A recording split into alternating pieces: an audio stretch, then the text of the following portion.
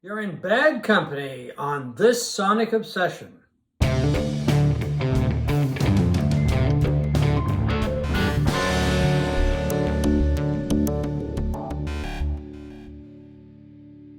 Hi folks, I'm John Whidden. Right there is Steve McLeod, and today we're going to celebrate the 50th anniversary of the release of a great first album, the band's best album in my opinion, and that group is Bad Company, and the first album was called Bad Company. Couldn't get any more concise than that. Anyway, the band came together in England, in London, I believe, with called, I guess, at the time, a supergroup. Somewhat of one. Somewhat. I don't know how many people were familiar with the names of Paul Rodgers, Simon Kirke, Mick and Boz Burrell at the time. Probably not many. Not many. I was, because I was a huge Free fan at the time. And both Paul Rodgers and Simon Kirke were members of Free. And I was a pretty big Mott the Hoople fan as well. And Mott the Hoople featured Mick on guitar. And I should say that Simon Kirke was the drummer for Free and Bad Company, and Paul Rodgers the lead singer. The other member of the group I wasn't really all that familiar with, Boz Burrell from King Crimson.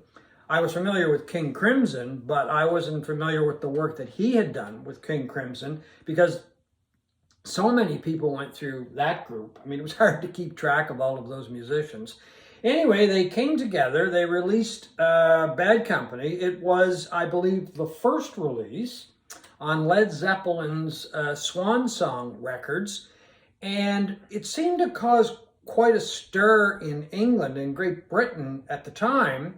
I don't remember it causing a stir here until after it was released and it had been out for a while. And then, of course, it caught on and Bad Company became huge. I don't know why I bought it, quite honestly, because I was not a hard rock fan in the 1970s. Well, everybody at high school, every adolescent male in Canada was a fan of Deep Purple, Black Sabbath, Led Zeppelin. You know, I was listening to mostly prog and Jethro Tull and Bowie and what was the other band I listened to at the time? Mott the Hoople. Yeah, well, you mentioned that before. So I suspect I bought it because of Mick. Because I was a big Mott the Hoople fan. I loved his guitar playing, and when I must have heard at some point that, you know, he was in this new band, that's probably why I bought it. Okay, so you weren't a fan of Free? Not at the time. It was afterwards. It was after Bad Company that I got into Free, and I'm a huge Free fan. Yeah, well, I mean, here is Free's Fire and Water album. I mean, this is a classic, and it's got, of course, the classic Free song, one of their great songs, which was a huge single. You still hear it a lot, called All Right Now. Yeah, in 1974, I would have known that song for sure, but I don't think I heard a Free album until after Bad Company came out, and it was sort of my entry drug into Free. Oh, okay, that's interesting. Not the other way around. And I heard, you know, I bought Bad Company. I probably must have read a review somewhere, Rolling Stone or something, but I don't recall that. Some of these reviews still stick in my mind. But I think it was Mick who kind of got me into Bad Company. And I heard, you know, I bought the album and heard it, and I never stopped playing it. I just thought it was an incredible album, and still is. Oh, I think it's a great album, yeah. I mean, the thing is I was a huge Free fan. I mean, they had four just amazing musicians in that band. I mean, Kirke was just a dynamic drummer. The guitar player, initially, the original guitar player, Paul Kossoff, was just a tremendous guitar player. And Andy Fraser on bass. We mentioned Andy Fraser not too long ago because he had been a part of John Mayall's band when he was a teenager. So these guys all came together and formed Free. But Paul Rodgers, I mean, he's just an incredible singer. He's one of those guys that he can take a hard rocking song and just make it amazing. I mean, just gives it so much energy. But then he can take a ballad and it can be soft and mellow and sweet, but he's always got an edge to his singing. I mean, he is one of the great rock singers of all time. He's got to be a top 5 or 6 rock easily singer of all time, with anybody you want to name, really. So I was always into Free when I heard Free. So when it came to Bad Company, I remember hearing about this group, and I must have been reading a British magazine, maybe Melody Maker or something like that, and they kept going on about Bad Company. And I was really, really itching to hear the album, but I didn't see much going on or being written about it in the North American music media. So I ended up ordering it from a place in California. And I've mentioned this before, The Dedicated Fool, because I ordered it thinking it would be an import. You bought a lot of records from them. Oh, I did, because it was hard to get stuff. But anyway, I think it was released in North America before I got my copy, but I got my copy, and I loved it from the minute I put the needle down on it. It's just an incredible album. I mean, it's got Can't Get Enough on there. Bad Company, which is a great song. Ready for Love, which Mick Ralphs wrote for Mott the Hoople and was on their 1972 album, All the Young Dudes. Well.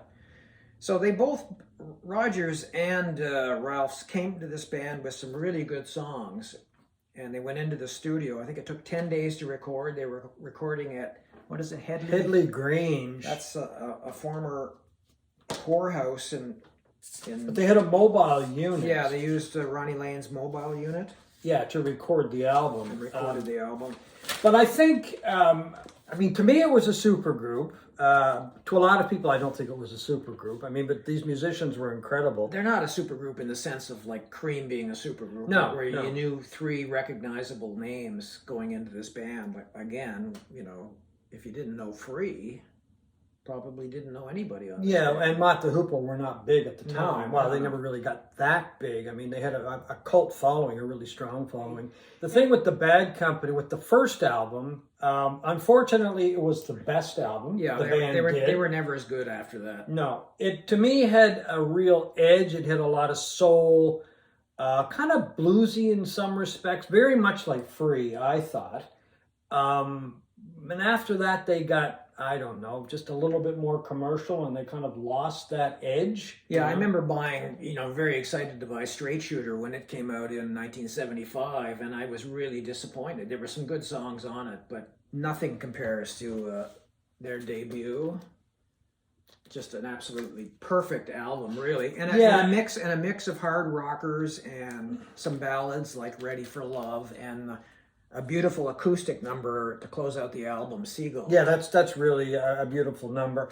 We're not just talking about the debut album of Bad Company because it just turned 50 years old. We also thought we would mention it because Rhino has a new series out, and the Bad Company album is part of that series. And Steve has that copy that just came out a little while ago. Yeah, one of 5,000, limited to 5,000 copies. And I haven't heard your version yet, your new version, but it's great. The quality is great. Well, it's flat, it's quiet, it's very dynamic, lots of dynamics, nice wide sound stage. It sounds incredible. I have nothing to compare it to except for the Steve Hoffman Audio Fidelity CD that came out several years ago, which also sounds wonderful. Probably the best digital version, I would say. But, properly pressed, well-mastered vinyl is pretty hard to beat. Yeah, well, you could play this copy, which is one of the original. I mean, the front cover's not too bad. The back cover, okay, you can see the ring. I think the bad CEO stands for bad cover on this album. Well, the cover art or the artwork for the album was done by Hypnosis, which did a lot of the Pink Floyd artwork. And the inner picture is different. Yeah, and I'm not sure this is going to show oh, there it goes. That's not bad. You can see most of it there. You've got Simon Kirke, and then Mick Ralphs, Paul Rodgers, and Boz Burrell. But this is a different gatefold. This is the original UK gatefold of this album. So it's different than the North American or Canadian version or whatever that is. This is the North American version. I thought years ago I was ordering not a bootleg, but an import, and it turns out that this was the American version. So I'm not sure how long it took before it was actually pressed in Canada. It was one of those albums, loved it from minute one, still like it. I have a new copy of vinyl. I also have a copy on CD, which is great for driving with. Unfortunately, that was it. I think that was their best album. I mean, after that, you know, they put out some good stuff. They toured a lot. They were massive for many years. Well, there was a lot of interchanging members too. Oh, yeah. Guys leaving, guys coming back, having reunion tours, and I think there's a version out there. Is it still playing today with maybe just Mick Ralphs or something? I think there was a version. I don't know if it's still going now with just Mick Ralphs. Yeah, just as one of the original members playing in the band. So anyway, the point is that the band itself got watered down, as did the sound of the band. Yeah, time. They never approached even the pinnacle of that first album. Yeah. I don't think after that, for sure. As you probably have guessed by now, both of us are huge fans of the debut album by Bad Company, but that's not the only reason that we're talking about the album on this Sonic Obsession. It's one of the other reasons is that it has just been re-released by Rhino Records as part of the High-Fidelity series, which you have become a huge fan of. Yes. I love them mainly because they're doing a lot of rock reissues. I mean, it's the same care and quality of like the Tone Poets and that. It's flat, quiet pressings.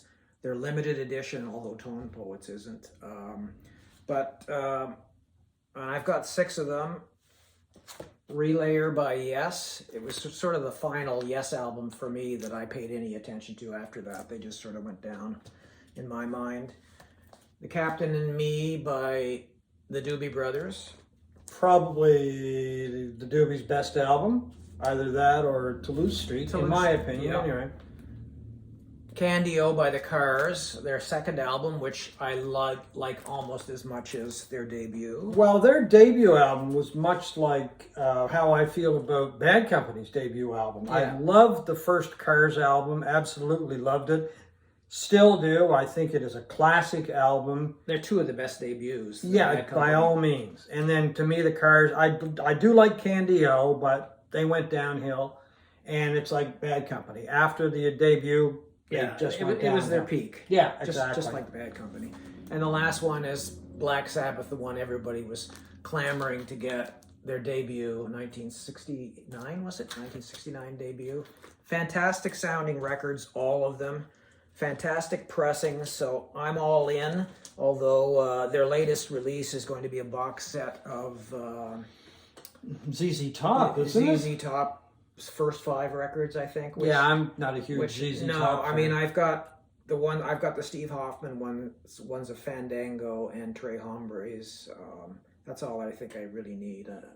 You know, these box sets are a little too expensive. Okay, I also meant to hold up an album by Mott the Hoople. I think this is Mott the Hoople's best album. And you'll see there's Mick Ralphs. I don't know if you can make it out. I'll be right And back. this is called Mott. This is the North American pressing, and Steve just went to his vast collection, and you're going to get the original British cover. I gotta say, I like the North American one better than this. I don't quite get this one, but I think this is a classic album. it is. I love this album. It's fantastic. It's one of the most underrated albums of the 1970s. Well, Mott the Hoople was an underrated band. I mean, I really liked Mott the Hoople. I mean, the musicians were great. I mean, Ian Hunter was a fantastic vocalist. Really good songwriter. I mean, well, the band was just a really good band in many respects. And then I know once Mick Ralphs left, it lost something. Oh, yeah. I mean, you know, he was replaced by obviously different people, but to me, it just never was the same. Mick Ralphs was a really underrated guitar player. Yeah, He's very one of much those so. guys that played tasteful solos and solos that fit. Wasn't show-offy in any way whatsoever. And a pretty good songwriter, too. Oh, yeah, very much so. So anyway, folks, that is our salute to Bad Company's debut album, simply called Bad Company, and also our look at the new series, a quick look at the new series by Rhino Records, the High-Fidelity series. So thank you for watching this Sonic Obsession.